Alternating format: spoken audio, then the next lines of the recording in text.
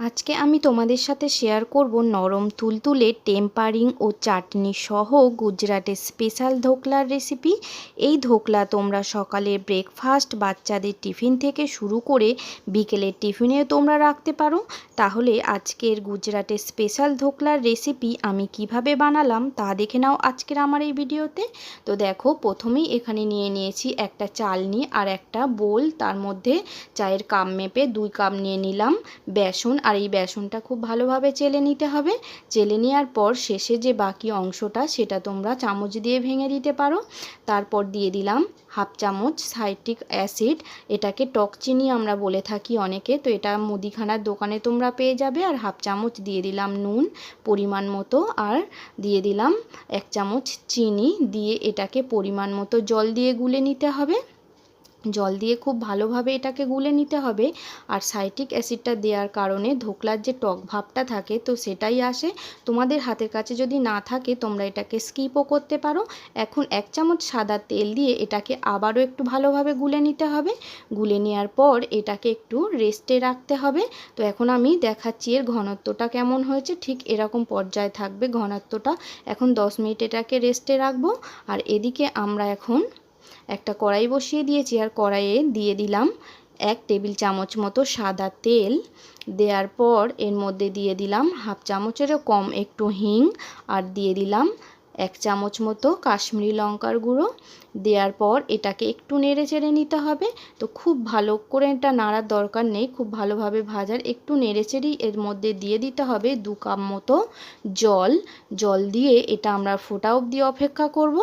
এটা যখন খুব ভালোভাবে ফুটে যাবে তখন এর মধ্যে দিয়ে দেব মিষ্টির জন্য, এখানে দিয়ে দিলাম আন্দাজ করে 1 চামচ 1 কাপ চিনি আর 1 চামচ বিট লবণ, দিয়ে এটা দিয়ে দিব এবার হাফ বাটি মতো তেঁতুলের পাল। এটা তেঁতুলটাকে ভিজিয়ে গুলে রেখেছিলাম পালটা বের করে, তো সেটাই দিয়ে দিলাম। এখন এটা খুব ভালোভাবে ফুটে উঠেছে, দেখো এটা খুব ভালোভাবে ফুটিয়ে এটা একটু কমিয়ে নিতে হবে। তো ওটা ওদিকে ফুটতে থাক, এদিকে আমার 10 মিনিট হয়ে গেছে। এখন আমি এর মধ্যে দিয়ে দিলাম, ব্যাটারটার মধ্যে দিয়ে দিলাম হাফ চামচ মতো বেকিং সোডা। তোমরা বেকিং সোডার বদলে যেন বেকিং পাউডার তোমরা ব্যবহার করবে না, তোমরা অবশ্যই এখানে বেকিং সোডাই ব্যবহার করবে। এখন নিয়ে নিয়েছি এখানে একটা কেক মোল্ড। তো আমি এখানে তাতে তেল ব্রাশ করে নেব। তোমরা যে কোনো কেক মোল্ড নিতে পারো, কিংবা তোমরা কেক মোল্ডের বদলে তোমাদের গোল্ড সিলভারের বাটিও নিতে পারো। নেওয়ার পর এটা ব্যাটারটা ঢেলে নেওয়ার পর এটা একটু ড্যাব ড্যাব করে নিলাম। নিয়ে এটা দেখো অনেকটা কমে এসেছে চাটনিটা। এখন ঘনত্বটা তোমাদেরকে দেখাবো, আর একটু দেখতে সুন্দর লাগার জন্য দিয়ে দিলাম একটু চাল মগজ। তো দেখো এখন আর বেশি ফোটানোর দরকার নেই, হয়ে এসেছে। আর যে মশলাটা আমি ব্যবহার করলাম এতে আছে ধনে, জিরে, শুকনো লঙ্কা আর মৌরি, শুকনো কড়াইতে ভেজে গুঁড়ো করা, তো সেটাই ব্যবহার করলাম। এখন আগে থেকেই আমি বসিয়ে রেখে দিয়েছিলাম একটা কড়াইতে জল। তো কড়াইটা হিট হওয়ার জন্যে এখন একটা স্টিক আমি বসিয়ে দিচ্ছি। তারপর আমি কেক মোল্ডটা এর মধ্যে বসিয়ে দেব। দেওয়ার পর আমরা খুব ভালোভাবে বসিয়ে দেওয়ার পর দিয়ে দেব ঢাকনা, আর ঢেকে আমরা এটাকে 20 থেকে 25 মিনিট পর্যন্ত এটাকে মিডিয়াম ফ্লেমে এটাকে ব্রেক করে নেব। তো 20 থেকে 25 মিনিট পর আমরা ফিরে আসছি।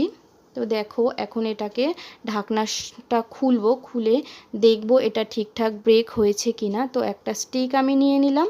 স্টিকটা যদি পরিষ্কার আসে তাহলে আমরা বুঝবো যে এটা পুরো পারফেক্ট হয়ে গেছে।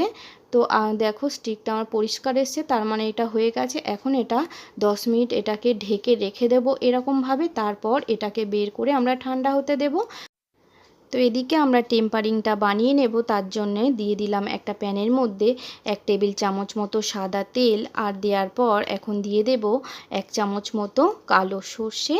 তো কালো সর্ষেটা দেওয়ার পর এখন দেব কয়েকটা কারি পাতা, দিয়ে এটাকে একটু নাড়াচাড়া দিতে হবে, একটু হালকা করে ভেজে নিতে হবে। একটু হালকা করে নাড়াচাড়া দেওয়ার পর আমরা দিয়ে দেব 4টে কাঁচা লঙ্কা। দেওয়ার পর এটাকে আবারও একটু নাড়াচাড়া করতে হবে। আবারও একটু নাড়াচাড়া করে এটাকে একটু হালকা করে ভেজে নিয়ে এর মধ্যে দিয়ে দিতে হবে 1 কাপ মতো জল। জল দিয়ে এটাকে খুব ভালোভাবে ফোটাতে হবে। খুব খুব ভালোভাবে যখন ফুটে যাবে তখন এর মধ্যে দিয়ে দিতে হবে পরিমাণ মতো নুন, আর দিয়ে দিতে হবে 2 চামচ মতো চিনি। তো এটা একটু মিষ্টি মিষ্টি হয়, তার জন্য একটু চিনিটা একটু বেশিই লাগবে। তো দিয়ে খুব ভালোভাবে ফোটাতে হবে। খুব ভালোভাবে যখন ফুটে যাবে তখন লাস্টে নামানোর আগে দিয়ে দিতে হবে একটু কুচিয়ে রাখা ধনেপাতা আর 4 ভাগের 1 ভাগ একটু পাতিলেবুর রস দিয়ে এটাকে নামিয়ে নিতে হবে নাড়িয়ে চাড়িয়ে। তো দেখো টেম্পারিংটা আমার হয়ে গেছে, এটাকে এখন আমি নামিয়ে ঠান্ডা হতে দিচ্ছি। এটা ঠান্ডা না হওয়া পর্যন্ত এটা ধোকলায় ব্যবহার করা যাবে না। তো এখন আমি কেক মোল্ড থেকে ধোকলাটাকে নামাচ্ছি। দেখো ঠান্ডা হয়ে যাওয়ার পর কেক মোল্ড থেকে আমি ধোকলাটাকে নামালাম। তো দেখো এটা দেখতে কতটা সুন্দর লাগছে, তোমরা একবার দেখেই বুঝতে পারছো। আর এটা এখন কতটা নরম ও স্পঞ্জি হয়েছে সেটা তোমাদেরকে একবার দেখাবো। দেখো এটা কতটা নরম ও স্পঞ্জি হয়েছে, তোমরা নিশ্চয়ই দেখে বুঝতে পারছো। এখন এটাকে পিস পিস করে কেটে নেব, যেরকম দোকানে পিস পিস করে কেটে নেয় সেরকম আমিও পিস পিস করে কেটে নিচ্ছি। তো এরকম চৌকো চৌকো, স্কোয়ার কিংবা নিমকি যেরকম তোমাদের ইচ্ছা তোমরা সেরকম পিস পিস করে কেটে নেবে। আর দেখো কতটা স্পঞ্জি হয়েছে। তো এখন এর মধ্যে দিয়ে দিচ্ছি সেই টেম্পারিংটা, দিয়ে এটাকে টেম্পারিংয়ের যে জলটা সেটাও চামচের মধ্যে চারিদিকে একটু ছড়িয়ে ছড়িয়ে দিতে হবে।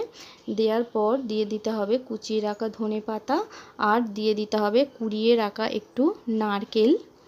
দিয়ে এটাকে দেখো এখন এটা দেখতে কত সুন্দর লাগছে, পুরো যেন দোকানেরই মতো। এখন আমরা চাটনিটা সার্ভ করছি, একটা বাটি নিয়ে নিলাম। তার মধ্যে দেখো চাটনিটা ঠান্ডা হওয়ার পর কতটা ঘন হয়ে গেছে।